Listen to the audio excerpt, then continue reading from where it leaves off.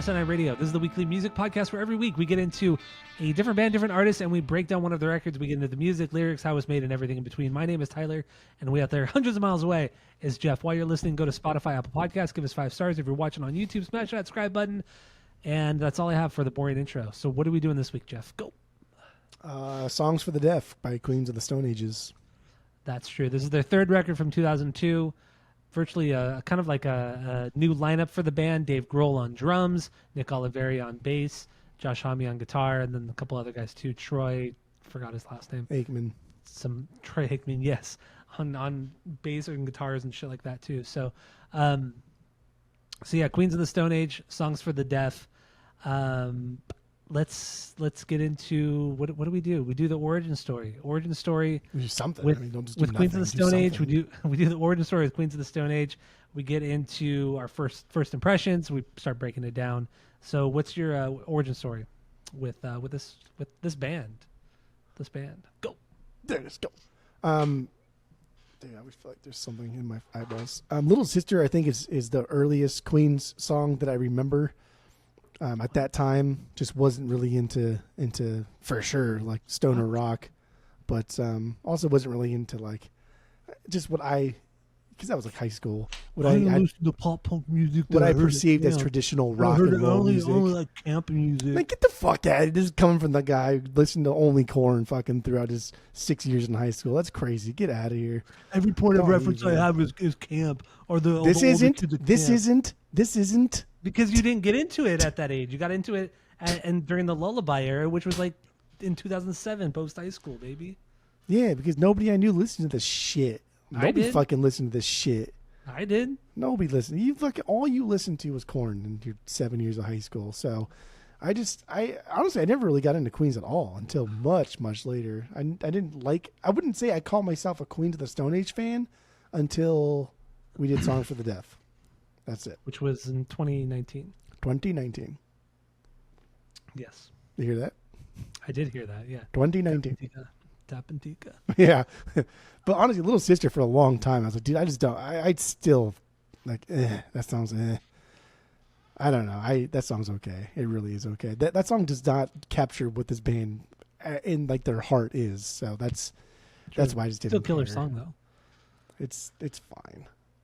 Okay.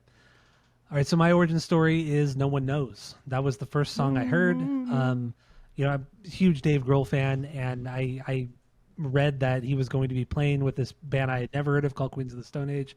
Still didn't really care until I heard the song on K-Rock being played, and it just blew me away because, I mean, Dave Grohl is Dave Grohl, playing the drums. It's comes up with some of the coolest, kind of wonkiest beats at times, just super fucking catchy stuff. And yeah, everybody knows this song. No One Knows. So I was blown away by that. Immediately bought this record when it came out. With the original CD, it came with a DVD as well, which was crazy at the time in 2002. So it came with a DVD showing kind of like the behind the scenes of the making of the record. So, and they were goofy guys. They were just a bunch of you were talking about on the Rankings episode how they're all so serious and shit like that. When you go back and watch the DVD, it is. But you go back and watch them like record this record, they're all just fucking goofballs. They're fucking dummies. Just being drunk idiots. That's what they're doing. And then the only time I ever saw Queens of the Stone Age was when Dave Grohl was touring with them for a very short time. And I did get to see him at that show, at one of those shows, and that was fucking super cool. Though actually, that was the only time I've ever seen Dave Grohl play the drums live. Because I've seen Foo Fighters a few times, but that's the only time I've seen him play drums live. So with Queens of the Stone Age, so that's cool. So seeing Dave Grohl play drums live once is better than seeing the Foo Fighters live 100 times. Fact. Okay. Yeah. Okay. Right. So yeah, that's my origin story. Is this record, Songs for the Deaf, the record that we're doing this week. So let's get into first impressions. We'll talk about that a little bit, and then we'll jump into our biggest banger, or we'll touch upon stinkers if we have them, and then we'll get into bangers. So what do you got? Go. First impressions. I don't know. At some point, we started collecting the vinyls too, and then I got a copy from Vinyl Me Please, and just like sonically, I was like, damn! Like even if I hated this record, like it just sounds fucking phenomenal. Like cut through like a Nitro system, and just like EQ'd up the way I want it. It just sounds really, really, really good. And now I have a better system, and that's also EQ'd up the way I like it. And this record, it sounds fucking perfect. Everything about this sonically is unreal. I don't have any. I obviously don't have any stinkers. I don't have. They're not all bangers for me, but and we'll say it multiple times throughout this, but this record's not the type of record you pick songs out and say this song's better than this song and this song's better. It's a cohesive rock like concept record in a way that like nobody was really doing at this time anymore, especially in rock and roll. Like there were other artists kind of more indie, like Sufjan Stevens was doing kind of like concept records, and American Idiot is like the one that comes to mind. But I think what makes like a perfect concept record are like transitions.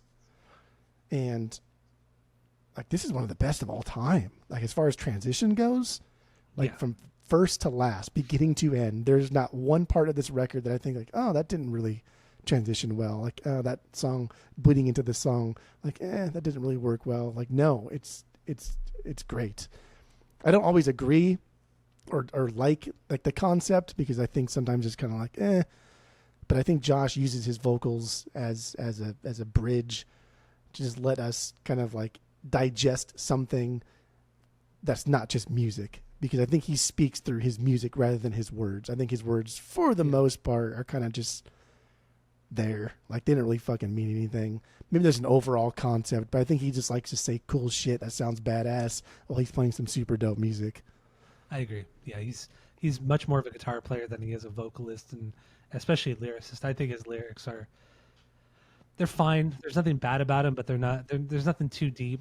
I mean, overall, lyrically on this record, I just feel like it's mostly goes along with the theme of the record, the concept of the record, talking to just random thoughts happening while you're driving in the middle of the desert in the middle of the night, just thinking about old times, getting fucked up with your friends, doing drugs, thinking about the end of the world, how much you hate people, just all the kind of crazy shit that goes through your mind when you're alone, screaming through the desert, which not everybody's done, but you and I have done that.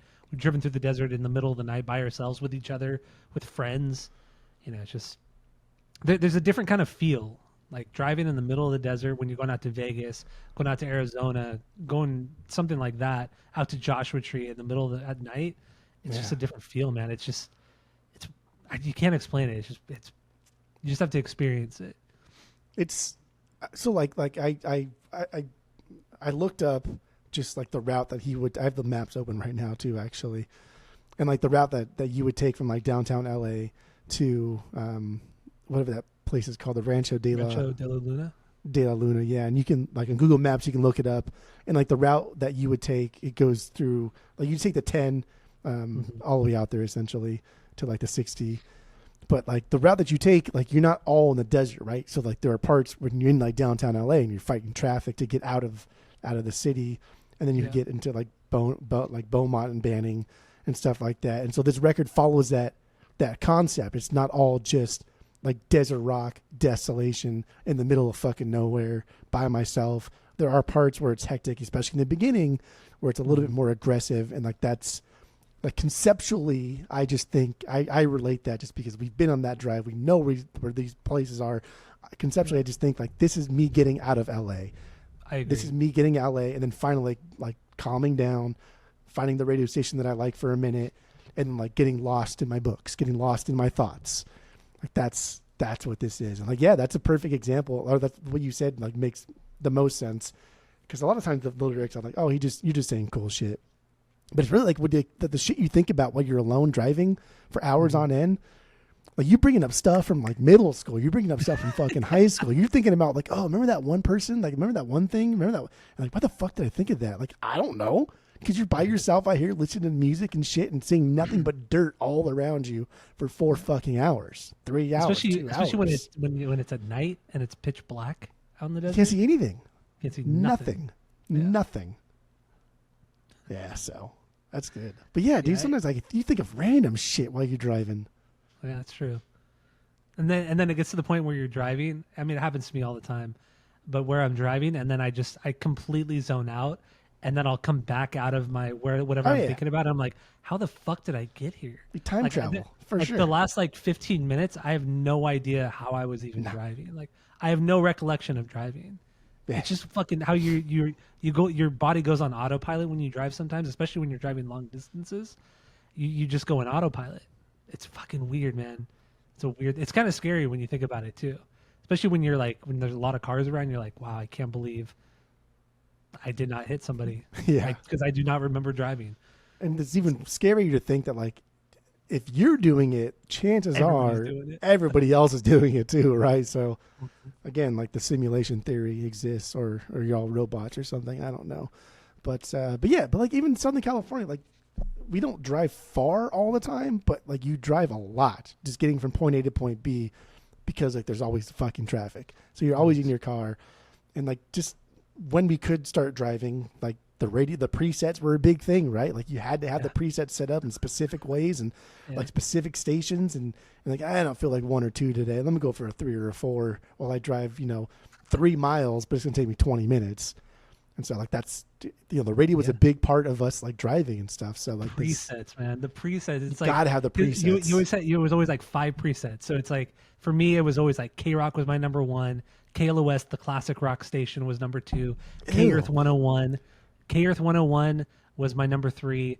And then it was Top 40 on Kiss FM on my number 4. And then number 5 was like Power 106, which was the hip hop station.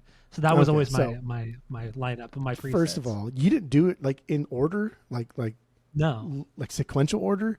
No, I did it from my favorite station to the worst.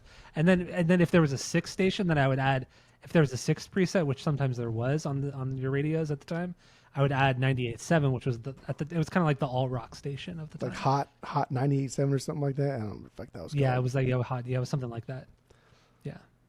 Yeah, I did them in order, like from left to right. So like the right was the Power 106 or K Rock, and then left was like Jack FM, because that was like 93.1 or whatever the fuck it was. Like Jack FM 93.1, 95.5, 97, KLOS, 101.1, 102.7. Yeah. Kiss FM. And then 106.7 was K Rock, or World Power famous was K-Rock. was 106, but Power was actually 105.9. Yes, but it wasn't but Power always 106. It was never, when you actually tuned in on the radio, it was never 106. It was 105.9. But their jingle was 106, which always annoyed me. It was so good. Like, oh man, that's.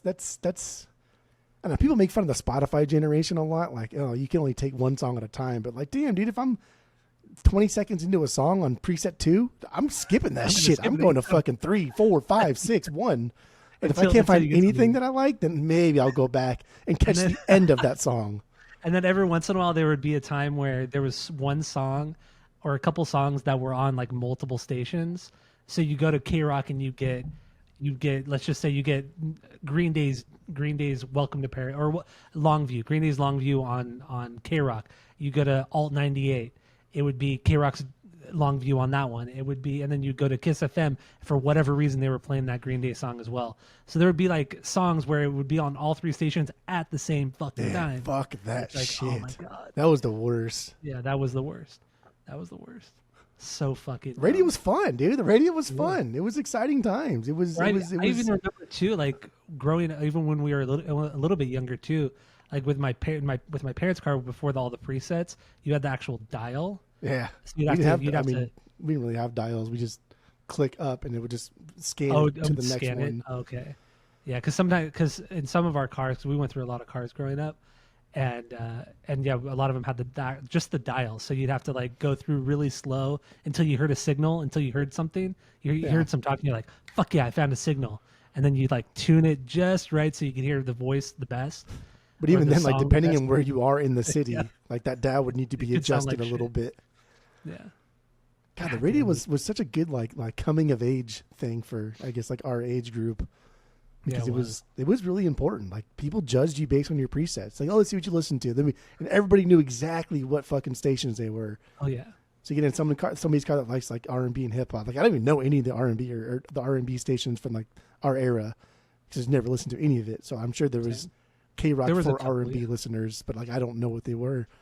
But yeah, dude, I judge people based on their presets, but I always did mine like sequentially from like the No way. lowest to the highest. No, you had to do it. Your favorite was number one. So K Rock was always number one. KLOS was always number two because that was always the second best station. That's the way you had to do it, man. Let's rock with more talk. Exactly. That's what it turned into. God damn. So, wow, we just went down this rabbit hole of fucking radio stations. But I mean, It's important though. It's important for this. For the context of this record because that's what this is. I mean, so the way it works too, it's like, you know, you get to a certain at night is the best time to listen to the radio because that's when the signals can reach the farthest. So at night in the middle of nowhere, sometimes that could be the best place to pick up a radio station. But as you get more into a city, there's more frequencies, more shit going on. So it could actually fuck up your signal. So I love that too. There are parts of this record where you just hear him flipping through the station, like through a dial. Like you hear the dial moving and one fade out into the other and fades out into the other. And you just kind of, it almost hits like this nostalgic thing in my mind. Like, wow, I remember doing this shit too. Whether it was in my parents' car or in my little Walkman, my little radio Walkman that had a dial on it too. Yeah.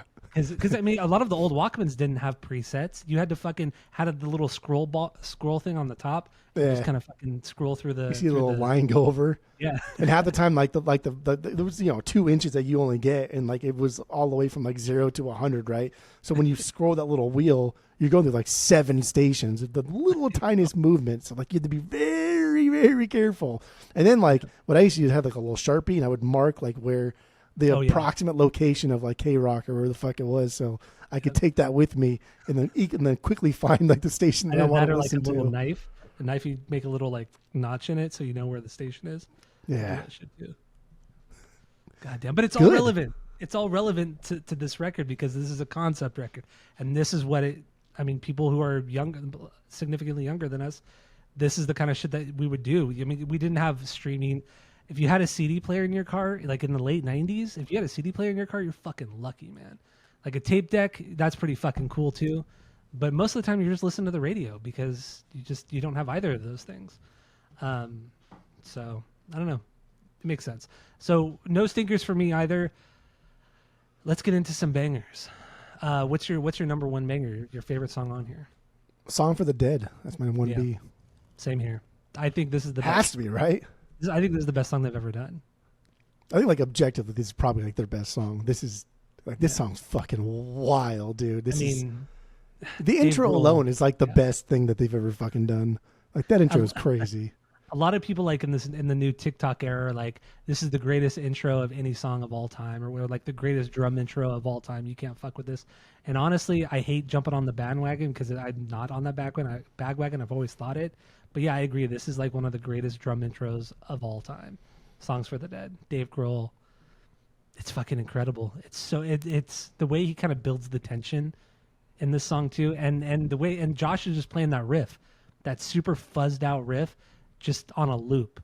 Plays it for a long time too. While Dave Grohl just kind of rips it up and does his thing, and then the da da da da da da da da and just everything drops in.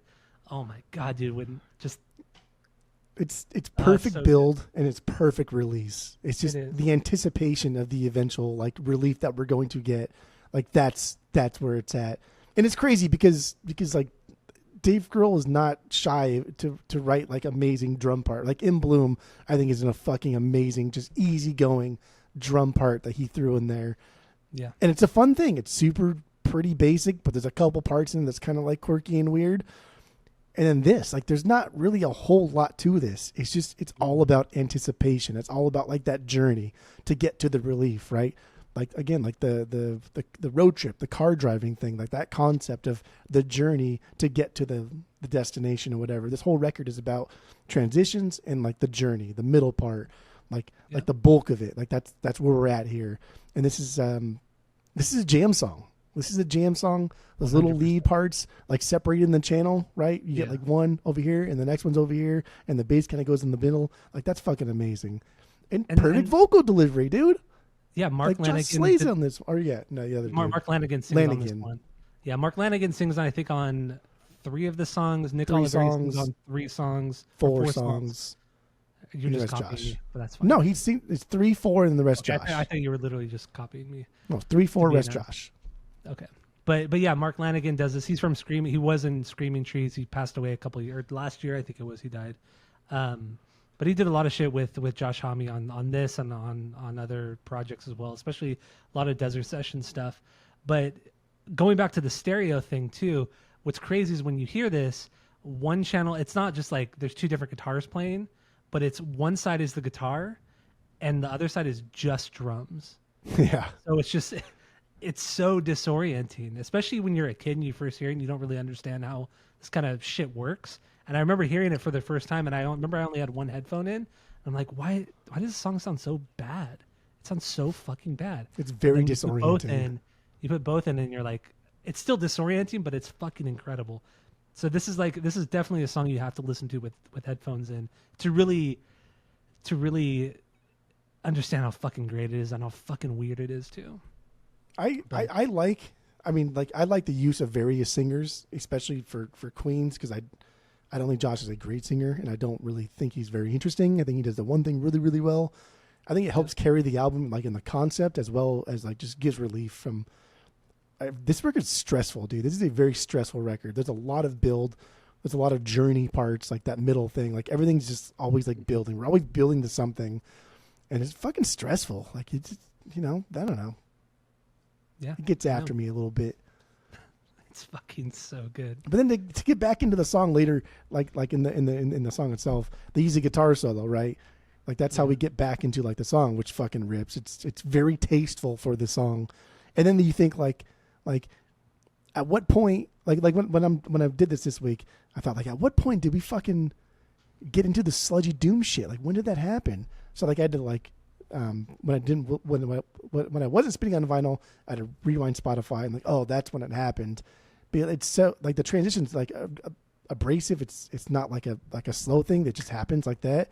But you don't notice it because of like the build. Like you're so happy for the relief there that no matter what happens for the next like 10, 15 seconds, you don't give a fuck because you like, I can like let the breath out now. And that's when they hit it on you. That's when they get you. You don't even notice it.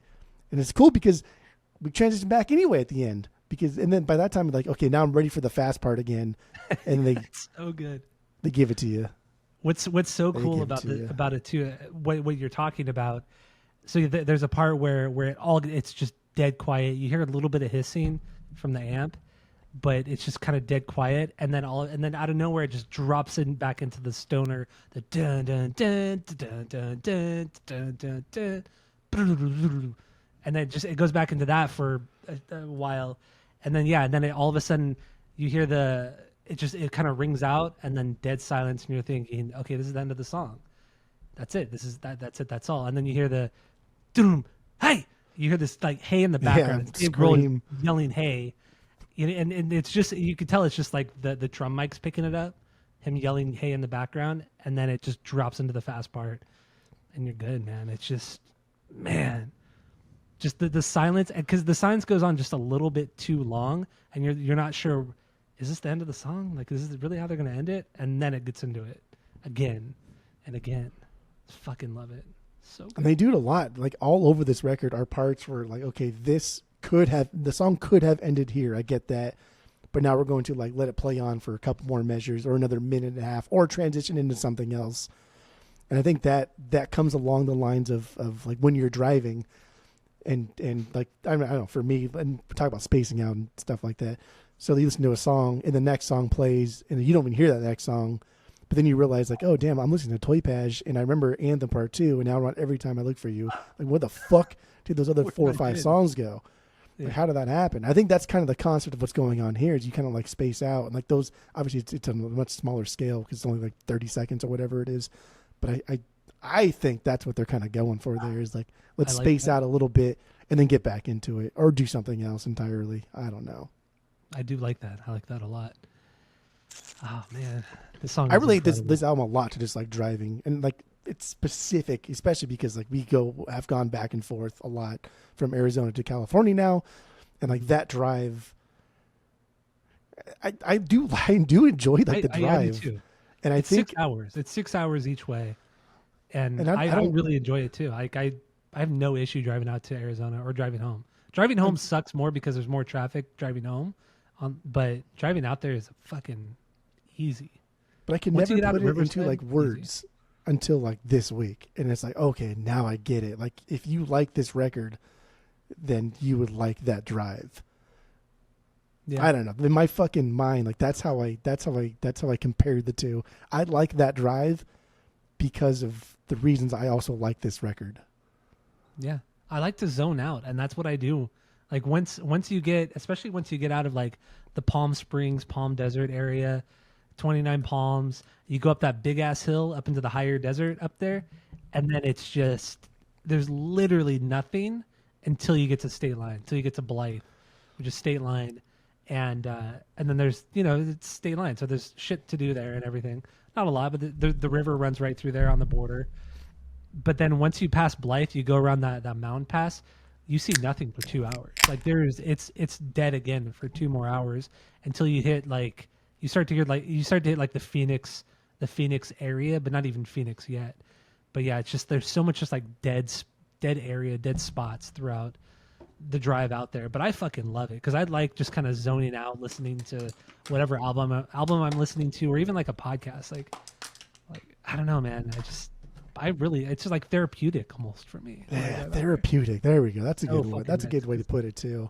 And this song's perfect for it because like so many times, like I'll put a record on, like I'll put some on Spotify, and then it'll get to like maybe it's not a record that I really really really love, or it's just something that in the background. But when that like song like that I really love finally comes in, let's put it back to Toy Patch. Like when every time I look at you finally comes back in, it's like the ending of this song, right? Like, let's get back into it. And like, oh, fuck, I wake up and like now I want to play I want to air drum. I want to fucking sing along, or I'm going to wake up again. Like there's a lot of that on this record. Yeah. It's crazy how he was able to capture that feeling on this particular record. It's really cool, man. It's really, especially being from this area in Southern California. Yeah. We didn't grow up out in the desert, like in Palm Springs, Palm Desert, like he did. But we've been out there enough where we live close enough to that area.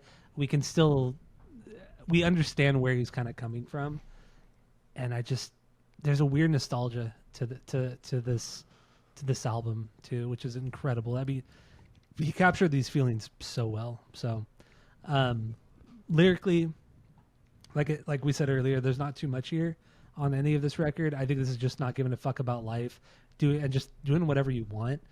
It's kind of what you think when you're just kind of by yourself driving a long distance. You just kind of think of like, well, what if I just don't even give a fuck about doing anything anymore? Like, what would happen if I just like left and didn't tell anybody? You ever have that go through your mind? Bro, you ever have that go through your mind? The things that I think about while I'm driving alone, like everything, like just anything crazy or wild in your head. Like I've thought about fucking weird shit, dude.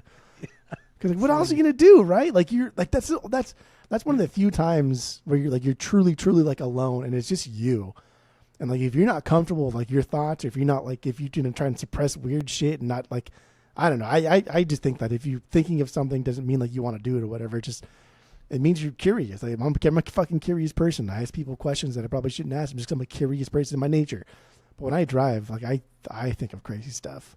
And of course I thought of that. Get the fuck out of here. Of course I thought about like, what if I just fucking kept driving? What if I just moved to New York? What if I just started over? Yeah. What if I just fucking ditched my car here, pretended I died, and just went to Mexico? What if I ditched my car, my phone, everything? What if I just got rid of everything? Could I actually go at it with nothing? Could I actually survive with no ID, with nothing? I think about that shit. Dude, like we would get crazier because Renee watches all them crime shows, right? Yeah. And so like we have this little game. We'll say like, how would you like if you could kill me? What would you do? How would you do it? And then we'll go through scenarios, and mine are always better than hers. But I'm just curious. I'm a curious guy. But when you're driving, I don't know what it is about driving, dude. When you drive, man, you go through so many emotions too. Like, why do you get so? I get really emotional when I drive. I get fucking angry. I get sad. I get fucking like nervous. Like it's fucking weird, dude. And then there are times too when you just don't even think, and you're all of a sudden you look at the speedometer and you're going like 90, 100 miles an hour, and you're like, how the fuck am I going this fast? Yeah. Like, I don't even know. Yeah. And like I don't know, people are always going to go faster than you, right? And so sometimes I don't give a fuck. I'm like, I don't really care that much. And sometimes I get so mad, like that Yeah. motherfucker. I'm And then- gonna and catch then I up wanna to you and race him. fucking rip your throat out, you motherfucker. Like you get so pissed for no reason for somebody like who cares? Yeah. Driving's wild. Boy, man, we're there's so many tangents here. So let's move It's on. the from driving, dude. Like what is about is, driving? I don't know. I don't know. So let's move on from Song for the Dead. All right, let's get into your number 2 banger. What do you got here? What do you got? Awkward. Hold on, let me pull this thing back up again because I didn't mute the camera. There we go. Oh, the opener. The Opener, really? Yeah. Okay. You All think right. I ain't worth $1? But I feel like 1,000,000 of them. That is my number 5. That is my number That's stupid. 5. Why is that stupid? It's a fucking incredible song. You It idiot. is. I mean, like the real song for the deaf is just an intro, which is cool. Like the little electronic bass thing and the repetition sound. That's fun. But then we open with the door and everything and like the radio station changing. So like we're getting into the concept here, and it just dude, this lets loose. It lets loose in that riffing. There's some cool like subtle lead parts thrown in underneath the heavy riff that I love, and like Oliveri slays this song. Oh, yeah. He's got this fucking like Adam Lazara swag to him, like the like that kind of shit that he does. I was like, Yeah. damn, bro, like you. With his vocals. Yeah. Even though I think Josh Homme, like there would not like he needs to be the singer in this band. Like this is one of my favorite vocal performances in like all of their records. I liked it a lot. Yeah, I did too. I mean, it's so aggressive. I mean, like you said, it starts out with the intro, opening the car door. You hear the radio station changing, and then just that kind of simple drum beat. It's Gene Troutman on drums. He played on 2 of the tracks on this one, and Go With the Flow. Otherwise, everything else is done by Dave Grohl. And it's just that kind of simple, straightforward beat, and then the guitar comes in, and then out of nowhere, it all drops in so fucking loud. It's like abrasive when you're listening to it, like because you're thinking, okay, you turn up your stereo up a little bit because it's like the drum beat's a little low, like it's kind of quiet, but when everything drops in, everything gets exponentially louder, and it's like a punch in the fucking face, a wall of fucking sound. It's wild. It's wild, and also like just even think that this is like this is really the first song on like their magnum opus, something that they worked so hard on, something that is going to like define not just them but like this genre. And it's not even Josh Homme singing it, so like that's cool. And it's not even Dave Grohl playing the drums, which is also Right. fucking cool. Like that's also- wild, dude. This song was written by Mario Lally. This is done during the Desert Sessions, so this wasn't even this was done well before this record was even made or written. So it's just cool. I love it. I fucking love it. And those Desert going- Sessions are fucking wild too. But I mean, I only listened to 8 and 9 and 9 and 10, and they were cool. They were fun. But I mean, I think it's fun to listen to like once. And there's nothing that really stands out too much to me, but it's not always my kind of style of music. But I totally get why people love the sessions, or at least the ones I listen to. But I guess like the earlier ones are incredible. listen to 1 and 2, and then I think either 8 or 9 or 9 or 10, and then 11 and 12 or 10 or 11. So the last Okay. 2 and the first one. Because the ones on Spotify are the comps, so they only have the one. They have the 8. I think it's the 8 and 9 comp. So 8, Or no. 9, 10, and 11. Yeah, so they have those 2 comps, and that's it And then I had to do the first 2 on YouTube. on YouTube. Yeah. But it was either 9 or 10 that had PG for whatever fucking reason, dude. The PG Harvey one, like, yeah, I don't know. And then I went and listened to PG Harvey's music, and I was like, God damn, it's fucking good.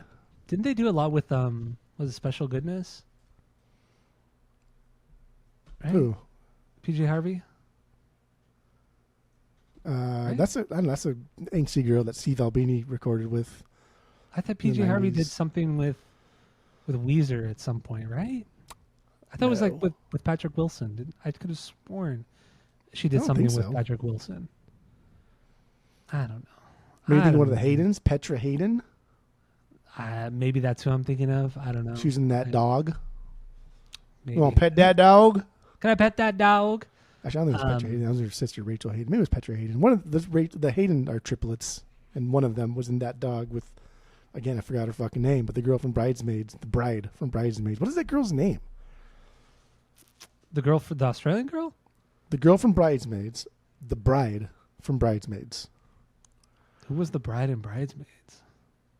She was a drummer for that dog before they released her first record. Don't If even you saw her remember. face, like I knew exactly who that is. It's not. I don't even know the other fucking girls from Bridesmaids. And Kristen Wiig is like the main character in Bridesmaids, but she's not the bride. she's the, what do you call the best man for bride? The Maid of honor. maid of honor, yeah. Oh, Maya Rudolph. Wait, Maya the movie- Rudolph. I always Bride forget her is fucking Maya name. Rudolph. Yeah, from SNL. SNL, yeah. But she was a drummer for that dog who featured one of the Hayden sisters. No shit. Yeah, before had they. no idea she was a musician. we talked about this before when I bought that dog record from fucking Dumble Nichols. So shows how much you pay attention to the vinyl talk. I mean, I do listen, but that's okay. Yeah, you hear, but do you listen? I listen. You I'm listen telling to you right now, I fucking listen. nothing. Maya Rudolph, Brooklyn Nine-Nine. Anyway, Oh yeah, her role was stupid in there though. yeah, when they go down to Florida, He's like, that, it's worthless. that whole like 4 or 5 episodes of that was I didn't really too care for. long. 2 episodes Way too tops. 2 episodes tops. It's too much. So yeah, this song, this Nick Oliveri song, I think going with the concept of the record, if you're looking at it from the viewpoint of going from LA out to Joshua Tree, this makes sense. It's one of the most chaotic songs. It's aggressive. It's stressful, just like driving through LA is. You're in Driving LA through traffic. LA You're pissed off. traffic. There's people fucking walking everywhere. Yeah. There's people not using their fucking turn signals. So that's kind of what I equate this song to. If you're looking at it from the concept of the record, this is them fleeing LA. This is them pissed off, just can't wait to get the fuck out of there and just kind of chill the rest of the way. So I don't know. I think it's a really great song. I don't really have anything else on it. There's cool lyrics in this too. Like I think his rhyming is just cool. It's fun. It's cool. Like space trucking, 4 on the floor. That's fucking cool. Shrunken head, I love to adore. That's just cool. Like that's cool, man. Pretty cool. Yeah. I just like it. It's cool. It is. And the lyrically it's just talking about how he's just a low life, but he doesn't give a shit. He just does not care. He loves his life. He loves how kind of a piece of shit he is. And Give a fuck. yeah, does not give a fuck. Fucking care. That's my number 5. Okay, And that's your okay. number 2. That's all right. Let's get into my number 2, which is No One Knows. I don't care. Okay, that's fine. This is a single video was made for it, and I would say this is their most popular song they've ever done. But I don't care. Dave Grohl is the reason why this song is as good as it is. Every drum part, every section of the song is memorable, and from a drumming standpoint, to every section this memorable is remarkable, and it makes it everybody else pales in comparison to it. I mean, the riff is really cool. The riff is actually really, really fucking solid. That's the reason this song's popular. It's not because Dave Grohl. It's 'cause, No. like we're You say no. as You society, you we are a sucker for just din din din din din. That's what people want to fucking hear. That's what dance music. That's what pop music is. Just It din is. din din din. That's It is, but you put another drum beat on, like a more basic drum beat on this song would be nothing if it weren't for that drum beat. Dave Grohl is so important in this song, and I agree. The main riff is fucking awesome, but come on, it's Dave Grohl. It's Dave Grohl absolutely ripping it up on this song. That kills. No, it. he's great. He's absolutely great. But I disagree. I think if you just put whoever the fuck is on this record drumming that sounds like he wants to play like Dave Grohl but just can't quite play like Trotman? Dave Grohl, you put him on this song and it would still be as big as it is. I don't think so. Do not think Because so. this song doesn't exist because of Dave Grohl. The song exists because like Josh's vocals, it matches the music. He adds like a little bit of flavor and nuance, while the music just like does this like that staccato drone assault. Like that's what we want in pop music. And there's really cool riffs thrown in here. There's some scales that are thrown in there really quick during that staccato part. Yeah. And the bass player has a lot of like freedom when he does a lot of these things. And then we hit that chorus. It's so fucking heavy. And that ascending riff at the end of it, Like that. Come on, dude. All of these things like add to it. The harm slay. It's like it's an eerie song. It's very deserty, and like and over that main riff in the verse is actually like really clever because it plays so much like that. It like just digs into your ears about that boom boom boom boom boom. It just digs in and digs in and digs in, but doesn't ever feel overused. And it's a super easy riff, like I don't know, over and under jam to get into. There's nothing like complex about this song, even though what everyone is doing is complex and they're adding like nuance to it. But overall, what we hear as like the listener or as like the masses, if I'm speaking to like a generic person, this is a very basic song, but it sounds what like Queens of the Stone Age should sound like. Mm-hmm. Yeah. Which has honestly nothing to do with the drums. But I still think that the drums not only elevate it, but it makes it I still think that the song would not be as successful had it not been for Dave's performance on this song. I think what the drums do for this song is like on a first listen, maybe a second listen, you're like, oh, this is a perfect song. And then then someone's like, hey, like listen to the song again, but listen to the drumming. And you listen to it again, and then it elevates you into this upper like different plane of existence. Like, holy fuck, this song is even better than I thought it was. But like, I think the song's purpose, because it's like the single and like it's like you said, it's their most popular song, because of how dumb it is. Like it's like this song is spoon fed, dude. Like this song is spoon fed to us. Okay, yeah, it is. But like that's how perfect it is in like how well they crafted this song. Is they can craft a song to where it's so easily digestible. But if you really listen to it, like it's gonna blow your fucking mind. But if you don't want to listen to it, if you want to be half-assed, like you can still fucking love it. But also, it goes to show how great of a songwriter Dave Grohl is on the drums. He could be busy as fuck like he is on this song, but still pull it back just enough to not make it annoying, and still hold with the groove and still play to the actual song itself. I mean, Dave Grohl to me, I don't think he obviously he's not the greatest technical drummer of all time, because that would just be silly to make that claim. But I think he's one of the best songwriters when it comes to drumming. I don't think he's a great songwriter as a guitar player or as like a vocalist, but as a drummer, I think he's one of the greatest of all time. He really is. I mean, we've talked about it numerous times that like we don't talk about it enough as far as drummers writing like songs, right? Because drummers are just there to keep the beat, maybe add nuance, maybe add a little bit of their own personal style to it. But like we don't hear drummers like write bits. Most and of the time, yeah. The most important bit that Dave Grohl has ever written is "Smells Like Teen Spirit." Like that is the most fucking important thing that he's ever written. But that's not the best, but it's the most important. And like we don't hear drummers write bits like that. Like Bonham did it, Dave Grohl did it. Yeah. And you can probably name 5 or 6 drummers, but like that's not a drummer's job. So when you find a drummer that can do it, like you got to hold on to them, because they're important. They're important and they're better. And this song for sure is better because of him. It's so good. It's so good, man. Also, the part where everything stops, but Nick keeps going on the bass. No. But after that, the faster part, that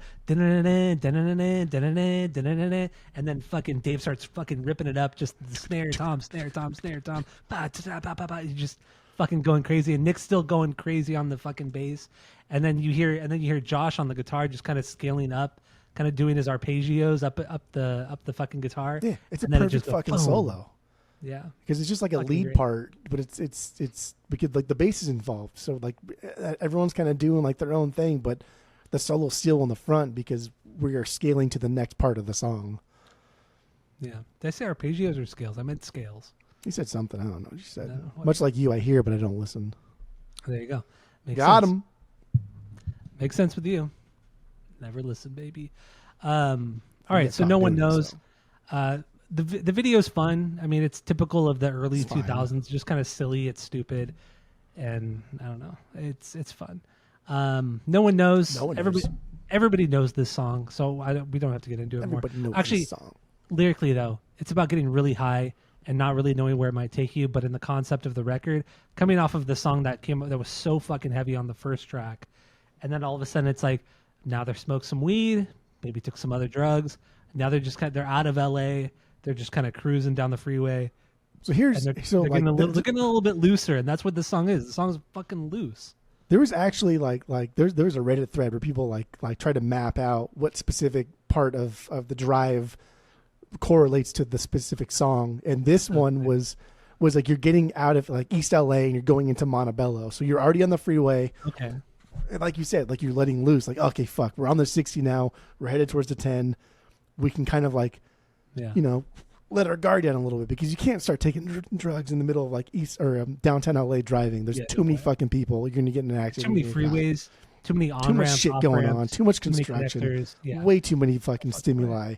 But like when you get past what is that, the fucking something going north and south. But you get out East LA and going towards Montebello on the 60. The Like 101, now you no? can. No, You're on the 101, 60. five. What goes up? The five Five. kind of goes The five. downwards. Well, it goes It's up like and the down. five- It goes north south. Well, not always, but yes, the overall it goes north and south. But when you're going the 60, because that East 60 theoretically goes east and west, like the 10, it matches up. But there's another fucking freeway right there in the fucking downtown LA area. I don't know. But anyway, getting out of East LA into the Montebello area, now you can kind of like quiet down, take some drugs, and just enjoy the ride. Enjoy the start of the ride. And so that's what this kind of song is, because it's definitely about drugs and getting fucked up. It's great, man. Great. But also, All right. maybe no one knows. I don't know. That was stupid. That was my 3B, though. Okay, good. I only have 7 Bs, just so you know. Oh, okay. Well, I have 13 Bs. So Damn, what song is not a B for you? Now I'm instantly I mean, curious. it's the two songs that the opening track. So if you listen on the CD, you had to rewind it a minute and a half. But on Spotify, it's the first track on Spotify. So on even though it's Spotify, like- there's 15 songs. Yeah. So there's 2 songs you don't think are B. What's the other song? Mosquito song What? is the last song. It's That's the last okay. song, but it's a secret song. It's not an actual track. Oh, It's so a you're secret cheating. song. Gotcha. No, so every song's a banger. That's what I'm saying. Every song's a Yeah. banger. We're cheating over here. That's okay. All right, so my number 3, Go With The Flow. I don't give a fuck. Gene Trotman. This isn't Dave. This is the only other song Gene played on. And is it Gene Trotman or wait? Did I get the name right? Fuck, I don't even know. Either way, he played drums on this one. Go With The Flow. This is also a single. There was a video for this one too. Kind of a cool video at the time. A lot of reds and blacks and then some whites too. Just remember. Do you remember that video? It was very very cartoonish. I mean, But it I don't remember it. I watched it, but I don't remember that video. Oh, okay. I remember the video was very popular back in the day, especially on MTV2. They played it all the time on MTV2. But yeah, Go With The Flow. Great fucking song too. Gene Trotman, or Totram. Totram. That's his name. Gene Totram. I love his drumming on this one. Just kind of how it's very kind of I would almost compare Dude, it he's to drumming like Dave Grohl. he's drumming like Dave Grohl, but I would kind of equate him to Chad Channing on Nirvana's Bleach. Because Chad Channing on that record kind of had like he was doing his own thing and kind of writing to the song, but Dave Grohl just did it better than Chad did. But Chad did a great job, and I feel I kind of equate Gene to Chad. Like he did a great job on this record, but he didn't. But just Dave did it better than him. I mean, That's kinda how I would- exactly how I would put it. feel. A different way, but exactly how I feel. Yeah, he's drumming just like Dave Grohl would, but Dave Grohl is just better at doing this exact thing. Mm-hmm. But it's cool. This is my last B. This is my 7B. I dig this song. It's not too crazy. It's not too wild. I'm not crazy about the piano part throughout it. I love Like, it. It does kind of get annoying after a while, but I think Man. it doesn't need to be that fucking long. Like, okay, I get it. There's a piano. I get it. Relax, daddy, chill. But there's some really rad, like squirrely bass lines all throughout this song. That's the cool part. That's what I love about it. I like it too. I mean, also the piano part is like you could say that it's like the cowbell part in Little Sister, where it's just the whole song, you just the cowbell just on the same fucking beat, the whole song.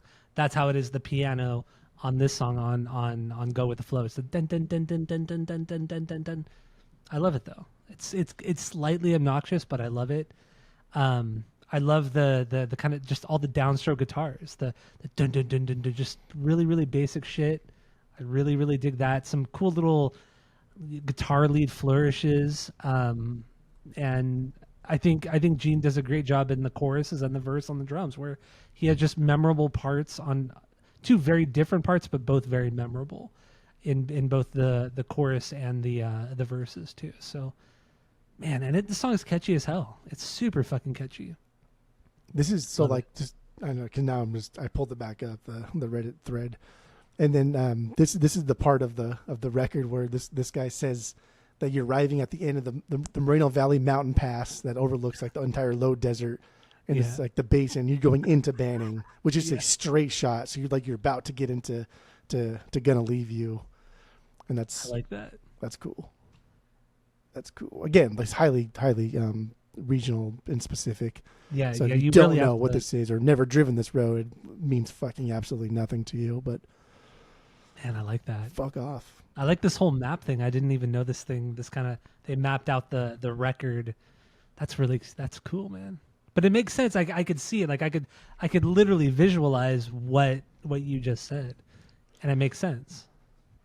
There's different fucking parts. There's sick. different parts. There's different things that you see, and it's all kind of the same like site. It's all just dirt, but I don't know. It's a little bit different. And like Joshua Tree's long been. I mean, ask your boy Bono. Joshua Tree's long been this mecca of sorts for anybody trying to achieve like enlightenment in some way, shape or form.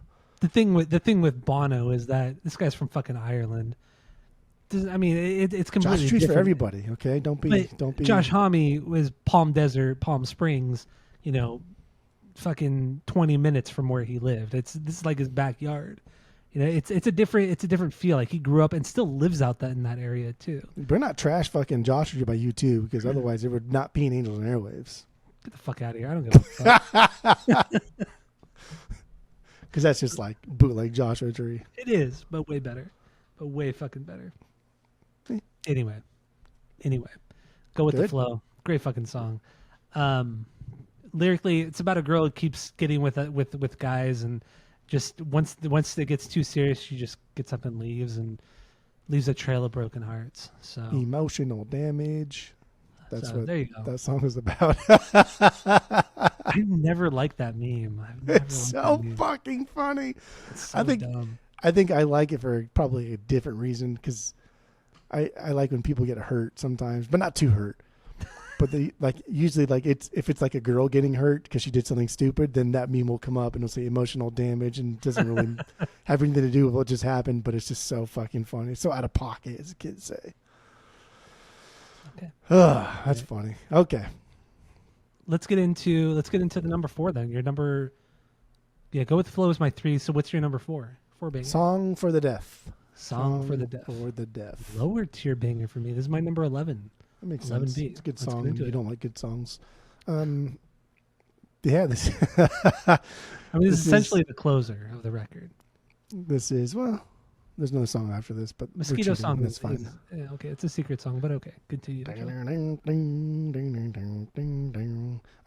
Song for the this is like Mosquito song sounds like another song too, but I cannot fucking place it all goddamn week. It was pissing me off. Anyway, Song for the Deaf, dude. This is fucking like perfect desert rock metal, and that's what's happened. This guitar tone is Tenacious D, like paying homage to like the Judas Priest era of like dueling guitars with that sound, but not sounding identical. The song is just so like low and guttural, perfect tone to match like just like the fucking crazy low bass and fuzzy guitar frequencies. Even though this song is like slower in tempo, it's always doing something interesting. Whether we just get like random screaming in the back, squirrely leads, or just Grohl like keeping everything busy, but never too busy because he never keeps anything too busy. True. Like, dude, the ending's fun. It's the opener for Rated R.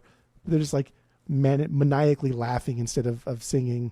And it's a good fucked up song, right? Like I don't know. That's what it is. But desert rock metal is what I think this sounds like. That's a good way of putting it. It's a long. I think it's the longest song on the record. Even when you take out the fact that the secret song is supposed to be on the end of it, I think it's the longest song on the record. And but it's very jammy, extremely jammy. Like just there's no solid structure to it. It has a lot of breaks, a lot of moments where Josh kind of rips it up a little bit on guitar, and Dave really holds it together. Has a lot of rad parts, but this is not a prog song by any means, but it's a jam song. It's really, really a jam song. It sounds like you're getting together with your buddies and just kind of fucking around, have some beers, Fucking around. fucking around, man. And that fuzz, man, the fuzz on the guitar is just, it's incredible, man. They nailed the tone. They nailed the tone on most of their records. Most of Queens of the Stone Age records, they nailed the tone. Even on like Villains, which is a very pop centric record, the guitar tones, I love it. They're a little bit tinny, but it makes sense for that style of music and what they were going for on that record. Like they know how to find the tone. They know how to find that fucking tone. It's I think incredible. what really separates like Queens from other bands that have a unique tone is that Queens had a guitar tone that was very specific to them and then built like a band around it. Whereas like other bands had a guitar tone and it was just like, oh, that's cool. But like the rest of the band isn't doing that. They're just doing what a normal band would do.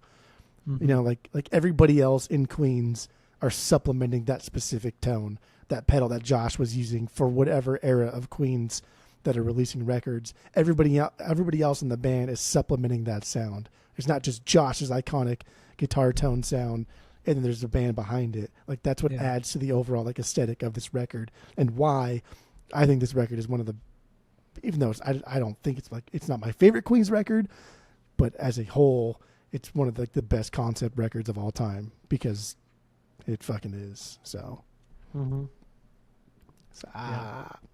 There's a lot of good concept records. Like, I mean, we're talking like classics, and like this is better than a lot of them. This could be, this is certainly up there. And it's so unique. Like, it's not just like, oh, I'm a theater kid and I want to tell a story of, a kid who, I don't know, did all this fucking crazy shit. Like, that's fun. That's a dime a dozen, when it comes to concept records. But this is just so loose and it's just, let's do like a radio station thing. Let's make something super hyper local and specific to us and what we love. Let's not try to make something huge and grand, and it's so much more honest. Like it's not like it doesn't feel as thought out. You know what I mean? Like when you look at a concept record like Tommy, or this big fucking concept records, or even more modern day, like with like Green Day, with American Idiot. Kendrick Lamar. Kendrick Lamar he's so overrated. Pimp a Butterfly is a concept record, though. Even still, it's too thought out. It's too like not pretentious. That's not the word, but it's just. I mean, you have to be a little pretentious when you're doing a concept record. You do, like, but it's not. This record is just very loose. It's very, very fucking loose. Love it. I think that's a good comparison because Kendrick's To Pimp a Butterfly is a concept record. It's still not a good record. Okay, calm down there, Tiger. But like again, what makes a great concept record versus just like concept record are transitions. Like okay, you can write an entire album about the same fucking thing, and every song on their own stands alone and is great. But like that's not like a concept record. Tommy's a concept record because every song flows into each other. It has an overall story. Like everything about Tommy's fucking perfect.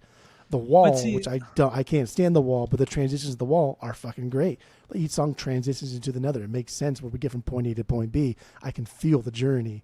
Kendrick Lamar, Pimp a Butterfly did the same thing. I get it. This record, I get it. We go from point A to point B. It feels like a journey. It feels like we did something. It feels like we accomplished something. So when I say concept record, what I'm more referring to are bands doing something where there's like a story, an overarching, plot line where there's the rise in action, there's the climax of the whole story, and the songs. You're telling a story, but you're not hearing a story. Yeah, you're not here. Like here, it's more of a visceral thing. It's more of just kind of.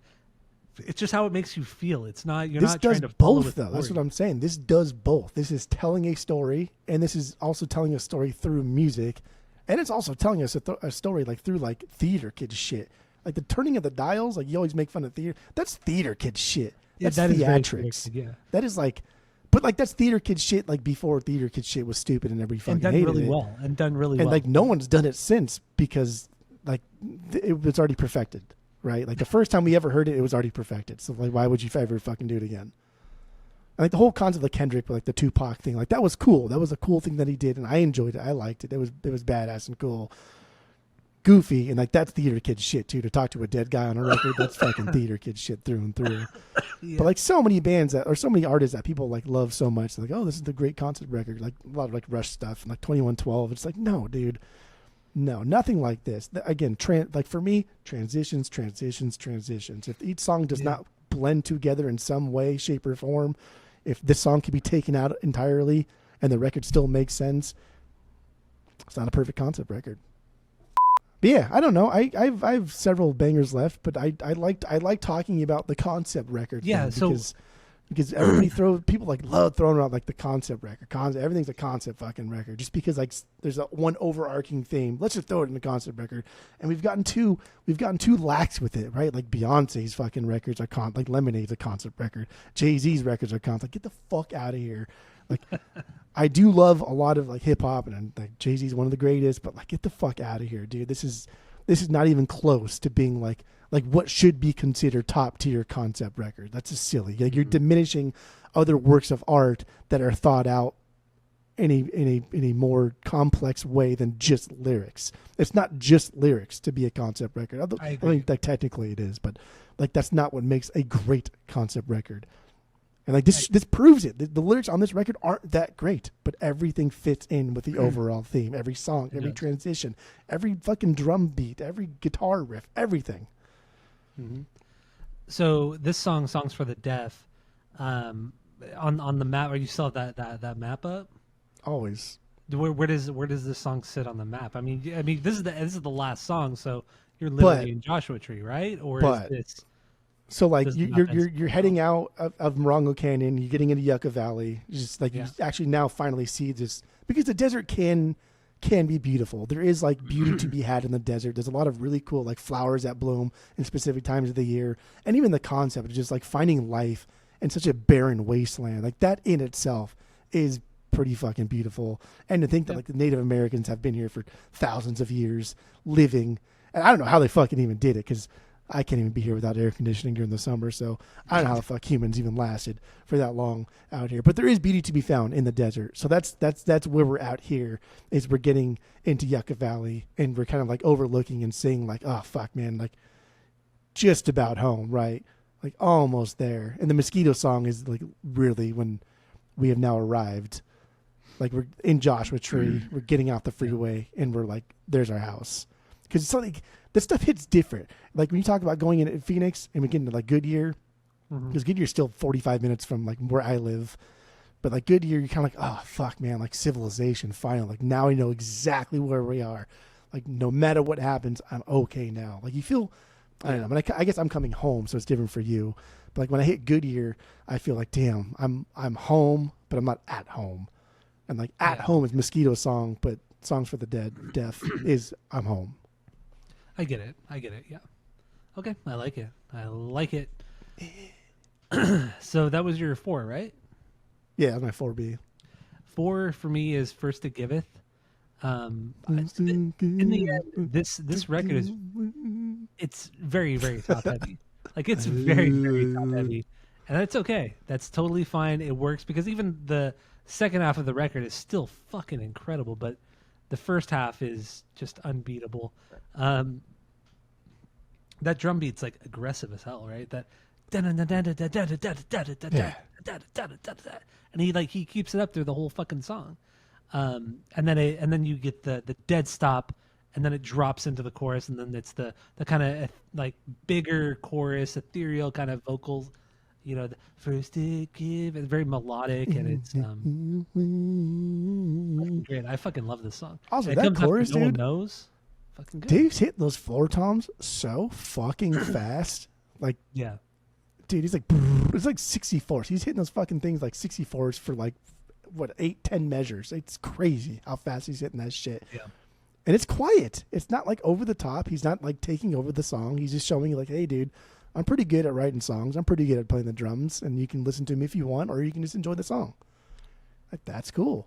And also, again, Josh like, sings in a very falsetto kind of thing on this song too, which is, I like it. I think it's it slow. matches. It's slow, and it's in.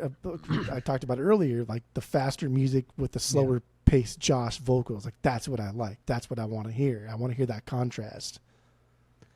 Yeah, and they do it really really fucking well. And then mashing the song in between "No One Knows" and "Song for the Dead" is fucking wild too. Yeah. Like man, it sounds like, I mean, those three. I mean, none of like the first 5 songs, they're all wildly different from each other.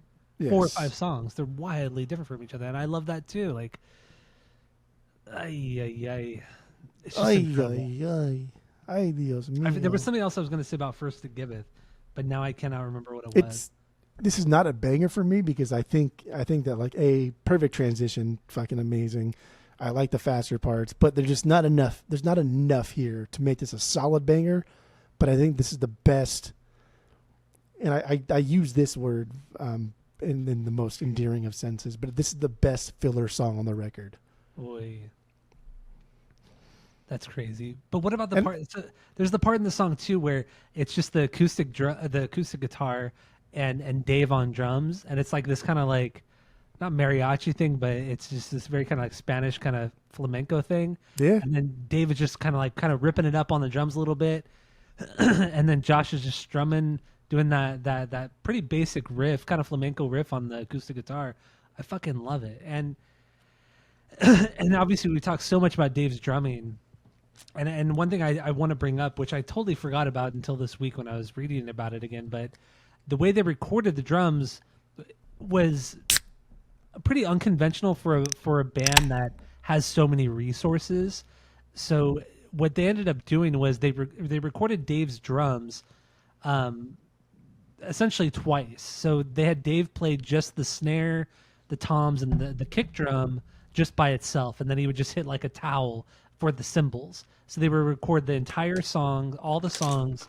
They would record all the songs just doing it that way, and then they would record again with just Dave's cymbals. So they would just have, for the snare and the toms and stuff, they would just have him hit like a towel or a dead snare or a dead tom, and then you would just hear the snare, and then they would just play the tape on top of each other and then edit it that way to get one cohesive song. And I mean, bands still do it to this day. Like a band that we talk about all the time, Winona Fighter, their record, their first record, that's how they recorded the drums too. They did it the exact same way, and they did it that way because they didn't have all the mics set up. They didn't have a big room to play in, and when the room that Dave played in was a very small room, so that's why everything sounds so dead. There's no reverb. There's no big sound. There's nothing like that. It's very dead sounding because he recorded in a tiny room, and they were forced to record it. And they were forced to record it, everything's essentially separately, and god damn, it's so fucking cool. Dave Grohl has so much fucking money at this point. He's like, dude, let's just rent out a fucking drum room for 2 days and I'll fucking bust this all out. But they're like, no, we're just gonna record it in the small room and that's it, that's all. We're good to go. I love that shit. Yeah, for sure. Like Dave Grohl can do whatever the fuck he wants right now. Like in any studio would be glad to have him in there recording something as ambitious as this. Yeah, for sure. Which is curious. Like I saw that and I thought like maybe it's okay. Maybe they want him to focus. But I thought because he's not like Jay Lane. He's not a hi-hat guy. No, he's not a no. jazzy drummer. He's a loud drummer that writes the best riffs when he's not even using cymbals. So I think like maybe they wanted him to focus on that part and say, hey, dude, just only focus on like the non-cymbal aspect of your drumming, and then we'll add cymbals in later type of thing. That way he can write fucking really dope parts. That's why we get the super fast like 64 tom hits and Giveth. That way he can focus on that first and then worry about high or cymbal work later on. I don't know. That's what I think. Yeah. Fuck do I know. Fuck do I know? I'm only the second best drummer of all time. Oh man. All right. So let's move on from this song. Do we want to really talk about any other songs? I think we're pretty deep into this, right? Oh How deep yeah. are we?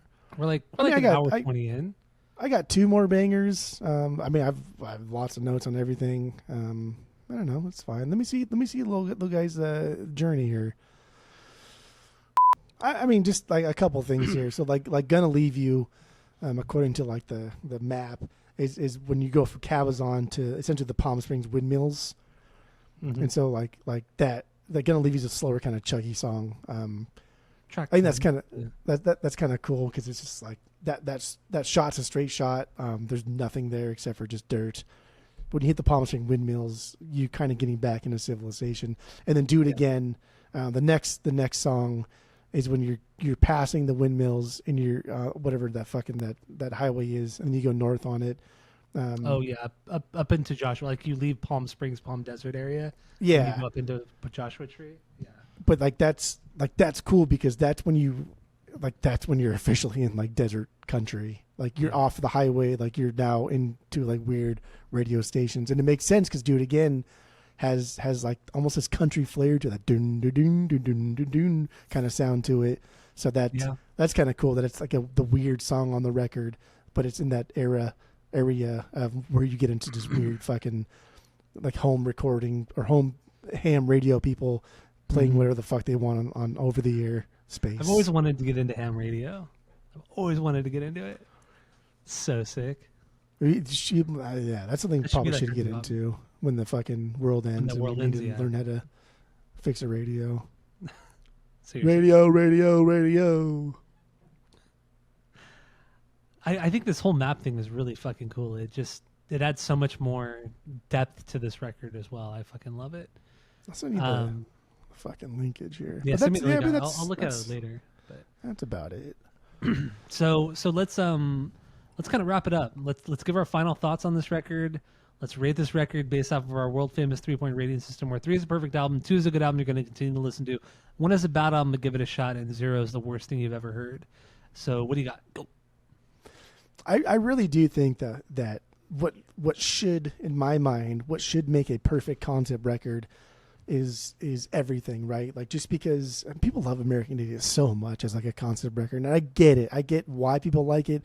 I do also think it's a concept record. It deals with one overarching theme, but the songs don't complement each other in the way like Tommy does. I do think Tommy is like one of the best of all time. I love Tommy, but like those songs complement each other, right? One to the next. Even like The Wall. We don't like The Wall, but those songs complement each other.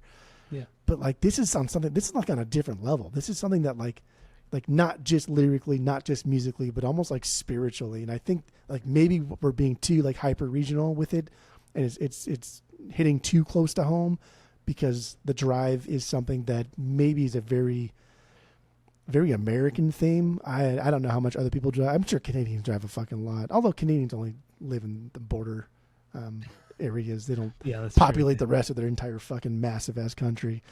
But maybe it is an American thing. I don't know. Our country's huge, and we drive fucking like a lot. So I think it's probably hitting a little bit closer to home. But even then, like I don't care. Like when people listen to Queens of the Stone Age, like, oh yeah, that's desert rock. Like people have never been in the fucking desert, like can paint a picture in their mind of what desert probably sounds like or what it looks like based on music, right? So if you can like paint a picture, actually even let's go with paintings, right? You're talking about paintings here. Okay, baby girl. When you look at a painting, you take the whole thing, right? You don't just like go up to like the corner, like, I don't really like that corner. Therefore, like, no, you take the whole fucking piece. It's the whole painting. Like, yeah, you may not like this centerpiece, or you may not like what this person did with I don't know, fucking dick about painting. So like you may not like certain parts of the painting. The strongest argument, but yeah, but that's exactly what it is. When you look at a painting, you look at it as a whole. I actually have a favorite. I actually do have a favorite painting though. So fuck off, dickhead. Do you have a favorite painting? No. That means I'm more worldly than you. I do have a favorite painting though. I think you're being a little pretentious, but okay. Do you want to hear my favorite painting? I'm curious. Yes. It's called The Ambassadors. The Ambassadors. Look it up. Who painted it? I don't know. It's from like the 1500s. Okay, so you're such a fucking you're a connoisseur of art. Yeah, of one. It's a dope painting though. It's a fucking cool painting. Yeah, check it out. Pull it up. We'll talk about it later. It's a fucking cool painting. But anyway, when you look at a painting, like you take it in as a whole, right? And like this musical piece, not all music needs to be taken as a whole. But I think like when you this is the dumbest thing I've ever seen in my life. It is not, dude. We'll get into the Ambassadors in a minute because that thing is fucking wild. Is this some Shakespeare bullshit with the skull and everything? Huh? That's some Shakespeare shit, huh? No. You fucking dumb bullshit. It is too. It's not. With the skull. It's not. Bullshit. Okay, continue. Yeah, this record as a whole, it needs to be listened front to back. including like the Zero song and including Mosquito. Like everything needs to be taken in as a whole, and like you need to just understand like where these guys came from. Like literally playing fucking like shows out in the desert, like generator shows where there's no electricity. We just have gas generators. Now we're playing to like our friends and random people that are going to fucking stab us if we do something wrong, because there's no rules in the fucking Joshua Tree Desert and that entire area, especially in the 90s, dude. There were no rules over there. There's still barely any fucking rules in that Yeah, you go back semi-civilized area. You go back to the 80s and 90s. Joshua Tree was not a good place to.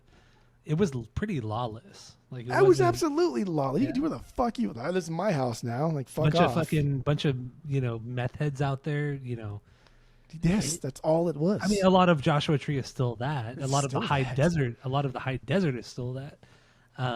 So I mean, people romanticize and glamorize Joshua Tree and all this kind of shit, but there's a lot of fucked up the shit area. poverty and yeah. If it's not Palm Springs, like even Cathedral City, like which is like basically Palm Springs. Cathedral City is shit too. It's a shit just city, yeah. downtown Palm Springs has been romanticized by various movie stars and like their Walk of Fame or whatever. But anyway, this record's a perfect 3 out of 3. It does so much for like concept records, and it raises the bar so fucking high that it makes you go back and think like, damn, maybe these old concept records that I thought were great aren't that great. And like people always, a lot of people bring up like Rush's 2112, and like that's not one of them. That's not one of them. Transitions, baby. Transitions. If you take one song out from this record, it doesn't fall apart, but it loses value. And for me, like that's how you would gauge like a perfect concept record. Is if you take one of the songs out and like you don't give a fuck, like who cares? Like then it's not perfect. Okay. It's not. So perfect 3 out of 3 for you. Yeah, it's not my favorite record, Yeah. but I do think like this raised the bar for music. Raise the bar for music? No. It did. That's a bold statement. What big concept record did we get after this? American Idiot, No. Pimp a Butterfly.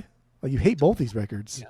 I mean, yeah, I don't like either. So like what did we get after this, right? Like these guys raised the bar for hey, not everyone can be Jethro Tull and write a fucking opus of something here. Like not everyone can be the Who and make Tommy again, but we can. It's not going to be what you want it to be. Yeah, it's not going to you're be right, popular. you're right. But like, yeah, fuck off, dude. Like And- it's and- crazy. What's so cool about that idea too is that when they threw this idea out there, this whole concept, it was done like it wasn't done to be taken seriously. It was done just kind of like this is just how it is. Like it was more of like it seems like more of like a goofball kind of thing. Like it Yeah. doesn't seem like they sat down and said this has to be the structure. These 3 songs and that and this and that whatever. I feel like this record and this band in general, it's just they don't take things that seriously. Yeah. So, And I'm I sure love their that. manager, Love that. their manager is probably like, dude, no one's gonna give a fuck about the desert like this, and they're like, fucking care. Like, it like, sounds fuck off. cool. Let's do it. I don't give a shit. We have Dave Grohl. I mean, yeah. So yeah, this record, concept wise, is incredible. The artwork too. We didn't really touch upon the artwork too much, but I love it. I love it for its simplicity, with the whole sperm kind of thing. Just how simplistic it is. I love it for that. And the colors, it's just so much red, and I don't even like the color red, but it works for this record. It helps build the picture of this entire record too. For whatever reason, I don't know how, but it does for me. But then the songs themselves, you have 3 different singers: Mark Lanigan, Nick Oliveri, Josh Homme on here, all sharing vocal duties. Really, they kind of all have the same amount of songs that they sing on for the most part. And it's very varied, from the punk, hardcore stuff, metal stuff, to the dancey stuff, to the more sludge rock, or not sludge rock, but stoner rock, desert rock. Like there's so much stuff going on here. And then Dave Grohl holding it all together. Him and Gene just really holding this entire record together is just truly, truly incredible. I don't think it could ever be done this well again. The tones they got on this was absolutely incredible. I don't know. I'm just repeating myself now. So with that, Repeat I'll it. give this a perfect 3 out of 3. It really truly is a perfect record, and I don't think it's talked about enough, especially in as a concept record. Like people need to It's talk about not. this record more. People need to talk about this record more. And the reason is because it doesn't tell like a literal story. Like the lyrics aren't talking about a literal story.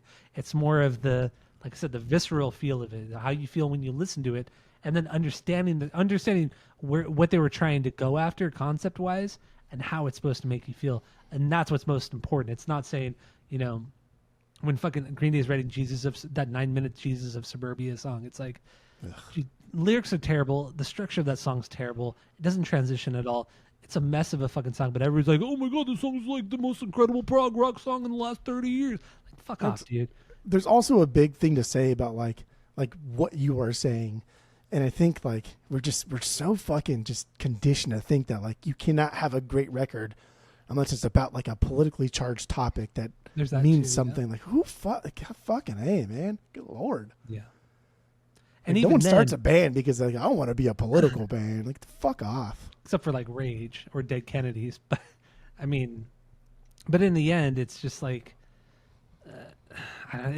gets so tired. Like I just don't care about bands that are overly political, and I don't know, man. It's so much. Making a concept record is so much more than that. And I feel like if you put too much thought and time into a concept record, it's gonna seem disingenuous. And that's where I feel like Green Day's American Idiot, which is a modern day concept record, really falls flat. Really, really falls flat. And this one does just absolutely fucking nails it. So perfect record for me. I really truly love this record. I think it's like top 10 concept records of all time. I would agree with you on that. Yeah, I would agree with you. It's not Tommy, but Just extremely underrated. Extremely underrated. that's So- the big takeaway. It's fucking so underrated. It really is. Like it's not on any list. And I don't want to get into Rolling Stones list because they put Kendrick Lamar at number 1 greatest concept record of all time. They put Rolling like Stones is the worst. they put fucking Beyonce's Lemonade at like number 3. And like, okay, all right, come on. It's like settle down. Yeah. What are we doing? What are we doing here? How much did you get paid by What the are we doing labels, here? by the companies that various people own? Joking my ass. Pedophiles. I don't know. So that's all I have. That's all we have for this record, for this album, it. for this episode. Thank you all for listening. Go to Spotify, Apple Podcasts, give us 5 stars. If you're watching on YouTube, smash that subscribe button. Thank you all for listening and watching. And that's it. That's all. Just